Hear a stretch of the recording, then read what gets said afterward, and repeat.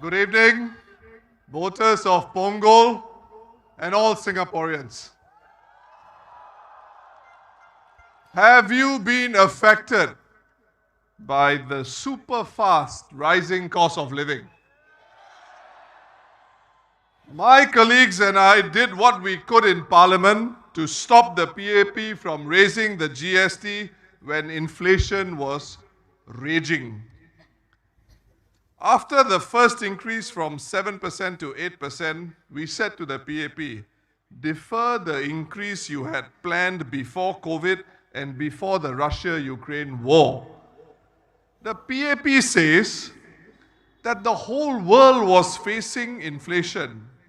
Yes, it's true that inflation worsened as we exited COVID and galloped further ahead with the Russia-Ukraine war.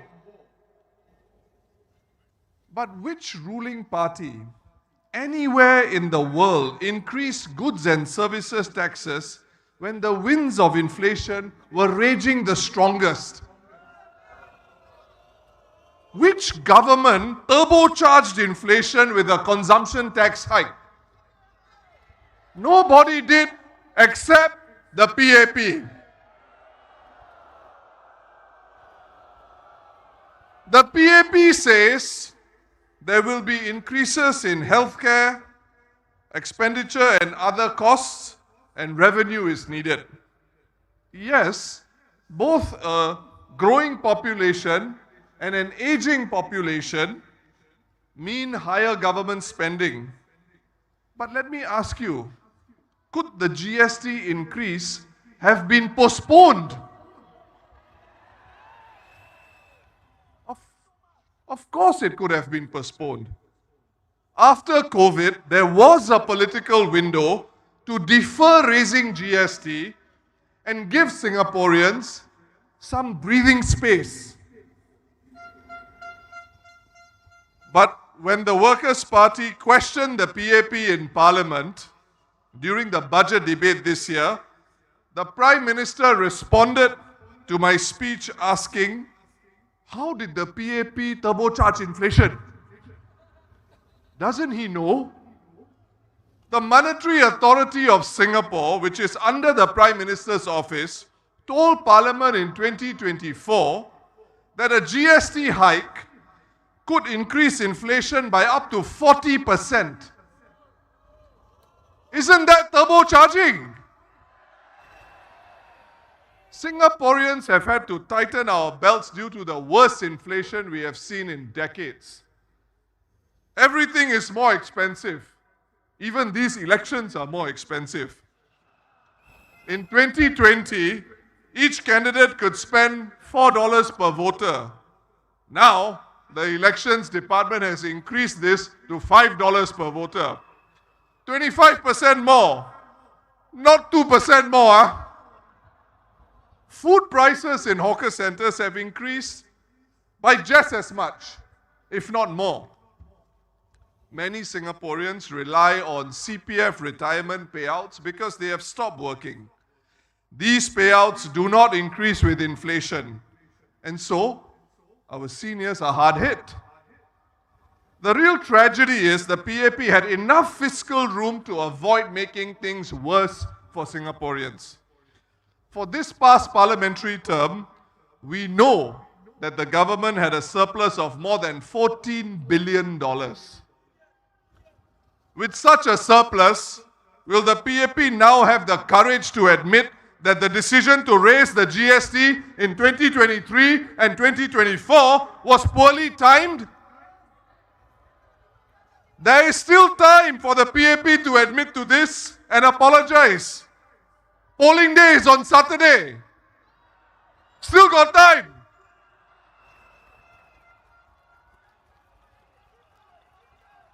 I said in Parliament that only the PAP can answer to Singaporeans why it raised the GST when it did. We are still waiting for a sensible answer. Because all the surpluses for this term, as per our constitution, have been locked up in the reserves and cannot be used for current spending. After the PM questioned where the turbocharging on inflation was, one of his ministers said, we can debate about the best time to have a GST hike. But my fellow Singaporeans, we do not need to debate this. A political party which claims it has the back of Singaporeans should not worsen cost of living pain by increasing GST when inflation is already raging. No government in the world will do this if it has got the back of its citizens. And to rub salt into the wound, one PAP MP in Parliament, in supporting the PAP GST hike, said that while, and I quote, we do not like any pain at all, a little pain is necessary because it is what makes us alert, it is what keeps us alive.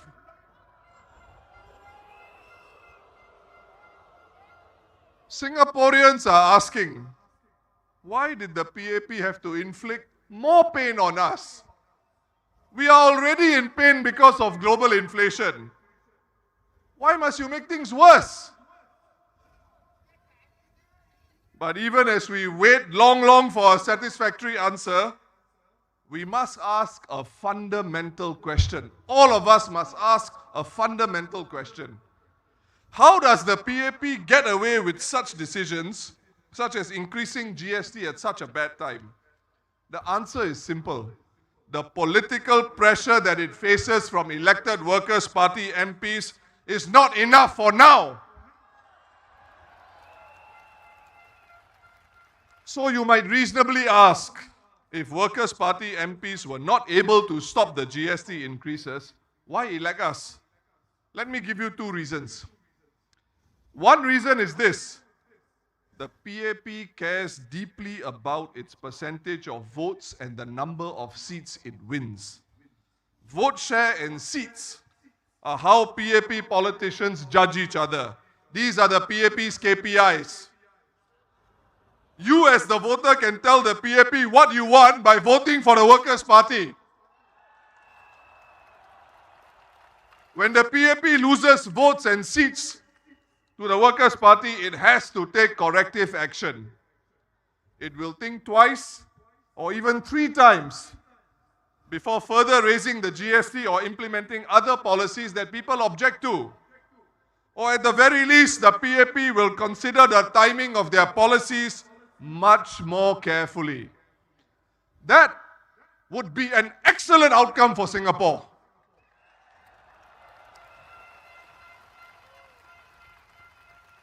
The second reason to vote the Workers' Party is this: when there are Workers' Party MPs in Parliament, we ask the questions that Singaporeans want to ask. The PAP has no choice but to try to justify its decisions and actions in Parliament. And when we offer alternative policies, we put such options into public discussion, and the PAP must respond. The Workers' Party is not naive, nor are we populist. We are a party that does its homework. We know that Singapore will have rising expenditures in healthcare and increased HDB subsidies to finance HDB's deficit. But who should determine how future spending should be funded? Not the PAP on its own. It should be Singaporeans. If you give us your vote, the Workers' Party will debate with the PAP on this and represent you faithfully. Without the Workers' Party working for Singapore in Parliament, the PAP will have a free rein to do whatever it wants. And when you give feedback that you are in pain, what will a PAP MP whose party has a super majority in Parliament tell you? He will tell you, pain is good. It makes you feel alive. From 2020 to 2024, about $115 billion from NIRC contributions were added to our reserves. This $115 billion is the investment return from our reserves, and it includes things such as dividends from our assets. Up to 50% can be used for the yearly budget of the NIRC, but the other 50% goes back into the reserves. Following the rules in the Constitution, not a cent of this investment return that goes back into the reserves can be spent to help Singaporeans today. For comparison, about $43 billion was spent to fight COVID. The PAP said this represented 20 years worth of past budget surpluses. 20 years. But the $115 billion collected through NIRC receipts from 2020 to 2024, which went into the reserves, is close to 3 times the amount of money spent to fight COVID, which the PAP called the crisis of a generation. And the $115 billion was accumulated in just 5 years. With so much accumulated, could the PAP have postponed or even cancelled the GST increase? Yes, it could have. On the use of the reserves to fight COVID, the Workers' Party, specifically the Sengkang GRC MP, Mr. Louis Chua, asked the PAP a direct question in Parliament. And it was this. After the largest withdrawal of our reserves since independence to fight COVID, he asked, were our total reserves higher or lower than before COVID? The PAP couldn't even give a straight answer. Instead, the PAP said the reserves continue to grow. That was not the question. To the PAP, just answer the question.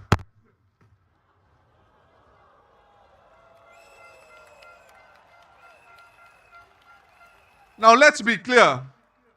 Saving for the future is certainly a good thing. It is prudent. But in Singapore, with more than 80% of land in government hands, Singaporeans should never be shy to ponder and ask, how much is enough for the reserves? Under what circumstances should or can we use it to look after our people? We live in a country where CPF retirement payouts are not inflation indexed, and where parents wonder if their children will be able to afford HDB flats, much less private property. We must continue to question, in good faith, whether we are overburdening the current generations, even as we look to secure Singapore for future generations.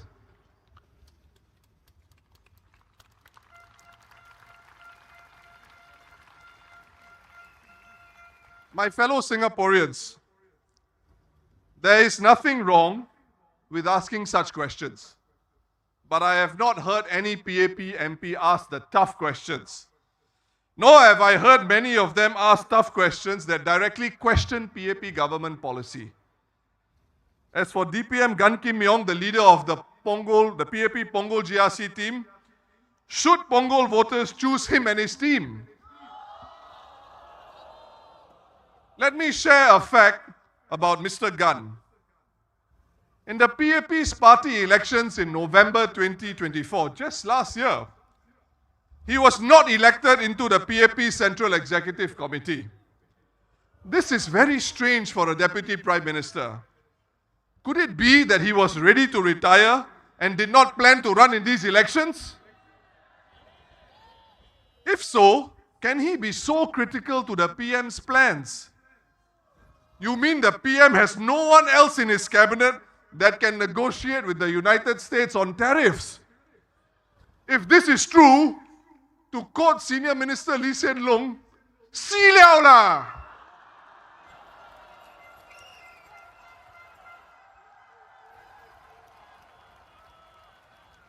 Remember what happened to DPM Heng when he abandoned Tampines GRC at the last minute to contest East Coast GRC in GE 2020. He was supposed to be our next Prime Minister, all lined up, ready to take off. But then the PAP tells us, sorry, runway too short. Beside poe. DPM Heng has now retired from politics, but I am sure he will continue to contribute to Singapore. Voters of Punggol, Mr. Gan Kim Yong is older than the now retired DPM Heng. If elected, in my view, he's going to be a one-term MP. DPM Gun says he and the PM are friends.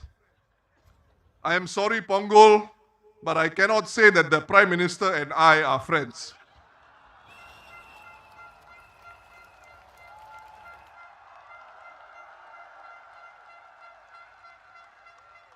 But do I need to be his friend for taxpayer funding to be allocated to Pongal?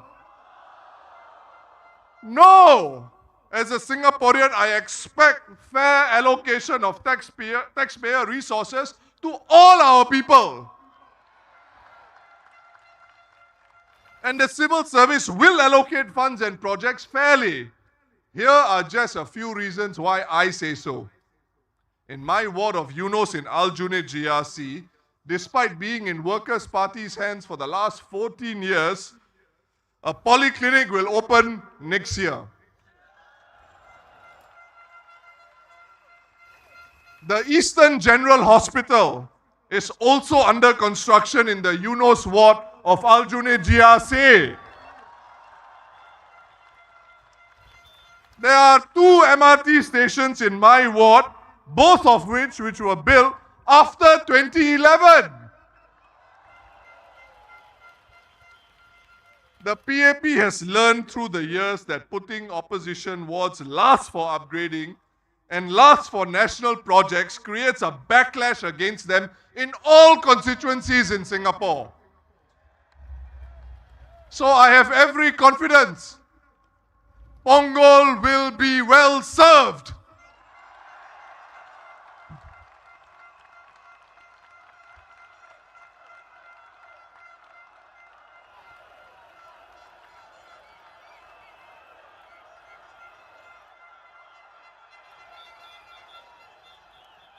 And if not, I invite the PAP Pongal team to list for the people of Pongal which projects and which initiatives you will cancel if you lose Pongal GRC. Say so now, so we can see how much you really care for the residents of Pongal.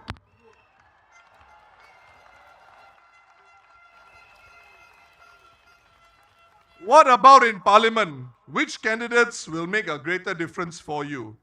3 of the PAP Pongal candidates are political office holders, as the leader of the WP Pongal team, Mr. Singh, has shared. 3 of them being political office holders, do you think they can question the government? They are the government. Who will ask the hard questions in Parliament if there are concerns from Pongal residents? Only the WP Pongal candidates. Now, in my party political broadcast that was televised last week, I shared that in March 2023, despite their super majority, the PAP almost could not pass an amendment to our constitution in Parliament. Lucky for them, there were Workers' Party MPs around. In our parliamentary democracy, do you know whose job it is to ensure that there are enough PAP MPs around to vote on laws proposed by the PAP government? One man has this responsibility in Parliament. It is the government whip. Do you know who that person was in March 2023? It was the PAP Pongal team's very own Janil Puthucheary.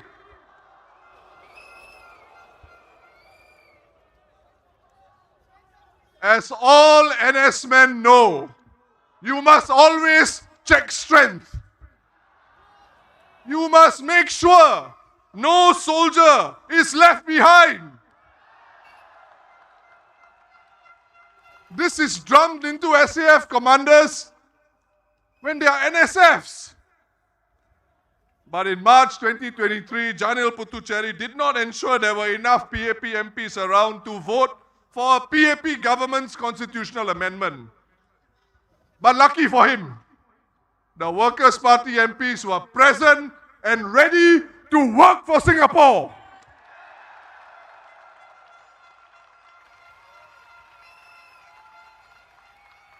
Residents of Punggol, only the opposition can challenge and push the PAP to listen harder and to explain and defend its position. And if it is clear that there is far stronger public support for the Workers' Party's position, the PAP will have to change course. We are here to make the PAP more sensitive to your needs and your concerns.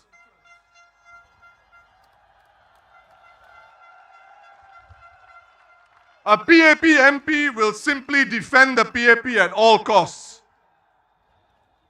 In the previous term of government, one PAP MP, in order to promote skills upgrading, proposed that university degrees should expire after 5 years. How do the PAP MPs come up with such proposals? I think their super majority, the overconfidence created by having more than 90% of the seats in parliament, is the reason why. Let's just unpack this expiring degrees proposal. You mean parents are supposed to spend a bomb on their children's university education only for the degree to expire? And this is after negotiating one of the most stressful education systems in the world. Why should our degrees expire? So that the PAP can push skills upgrading through crazy ideas that don't make sense.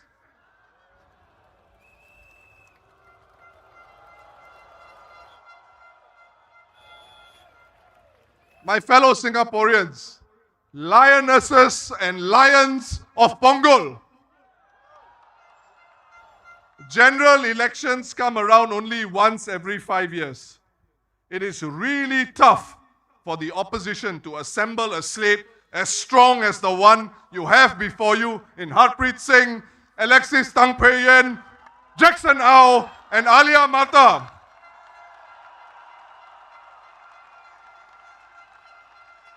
Punggol team, please stand up and let our voters see you.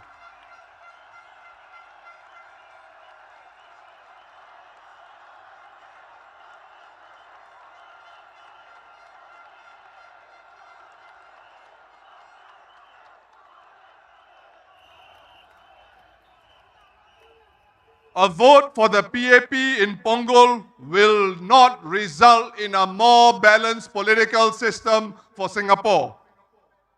The PAP does not need your vote to form the government, but your vote is really precious for the Workers' Party.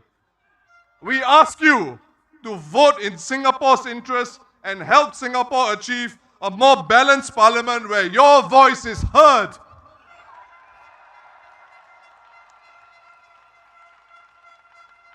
Punggol GRC, your role in these elections is very significant. You see how the PAP government shifts electoral boundaries every 5 years. About 1 month before the elections, the PAP government announced that McPherson SMC, where they secured a healthy majority in the past elections, suddenly became part of Marine Parade GRC.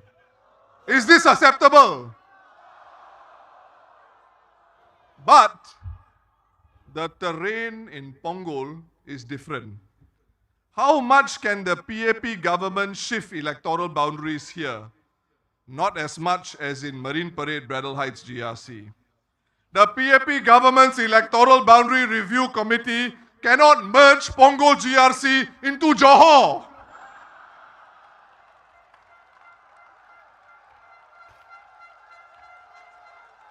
By the next elections, Marine Parade Braddell Heights can easily see its boundaries change again in the future.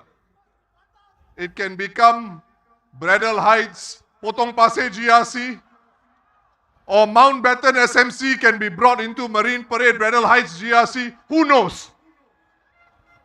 These changes may harm the Workers' Party's chances of building a more balanced political system. So Punggol, you can send a strong message to the PAP.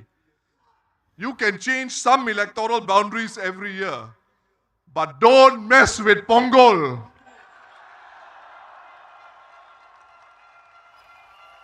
Don't mess with Singaporeans. My dear voters of Pongal, if you vote the Workers' Party, you will be doing an incredible service to the nation. Service based on justice and equality. You will show the PAP the limits and futility of redrawing boundaries and announcing them just 1 or 2 months before general elections. This will hit the PAP government hard, right between the eyes. But if you vote for the Workers' Party, it will also be in line with PM Lawrence Wong's Forward Singapore vision of a new social compact with Singaporeans. One where all of us matter equally. Pongal, your mission, should you choose to accept it, will benefit not just you, but all Singaporeans who want a fair and accountable electoral boundary review process, so that we remain on track to be a society based on justice and equality. Pongal GRC, elect the Workers' Party candidates. This is not mission impossible, it is mission possible.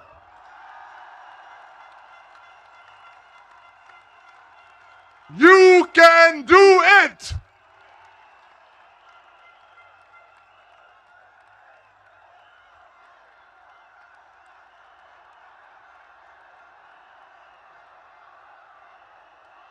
Vote for the Workers' Party, working for Singapore. Thank you.